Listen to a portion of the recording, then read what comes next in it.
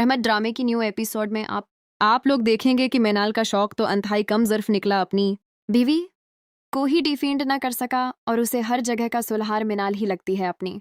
तो उसे तो सूरत लगती नहीं, लेकिन जब अनाया की हकीकत उसका सामने खड़ेगी कि किस तरह उस अनाया ने चाल चली है और इन दोनों की हमारी शादी भी उसी मकसद के लिए करवाई थी था तो वो बारी को पा सके।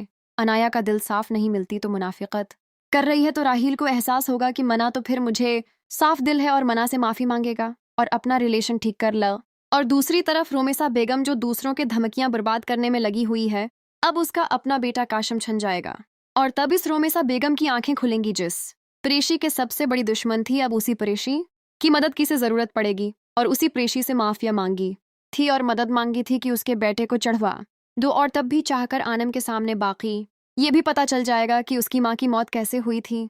उसके बाद तो आलम एक बार नहीं लगाएंगे इस मजहब को घर से निकालने में, आलम को धक्के देकर इस मजहब को घर से निकालना। इसे तक रमशा ने देनी चाहने चली थी चल दी। अब रमशा की हकीकत खुलकात रोहीम के सामने आ जाएगी कि किस तरह उसने मेरी बीवी और मेरे बच्चे को नुकसान पहुंचाया। अब किस तरह से ये नेज़े की दुश्मन है। आज तक नेज़े को उसने दिल से एक्सेप्ट किया ही नहीं, उसके बाद तो आप रोहीम कभी भी उस रमशा को माफ़ नहीं करेगा और उसे साफ साफ कह देगा कि आज के बाद मरे गिराने की कोई ज़रूरत नहीं है। और रमशा की अपनी बेटी जब बच्चे अवतार आएगी, वो सीधियों से ग्रेज हैगी, वो डॉक्टरों से चलने से जरामती देंगे। तभी इस रमशा की आंखें खुलेंगी, वो अदीसियों को ऐसे समझती हैगी। और आप जब अपनी बेटी बच्चे उतार आई हैं तो उसकी अक्ल दिखानी आई है। ये फिल्म साहब को ये ड्रामा कैसा लगता है, किसकी एक्टिंग पसंद आ रही है?